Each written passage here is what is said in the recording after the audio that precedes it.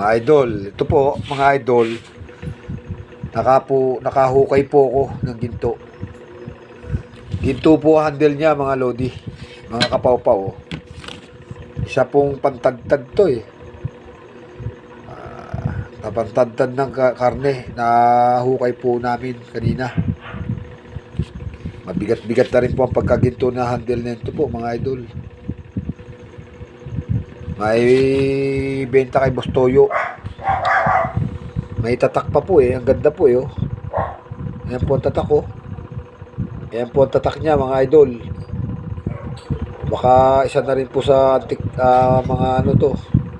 Mga hard to find knife, kutsilyo mga idol. Ayan po. Kinakalawang na po. Nahukay namin kanina.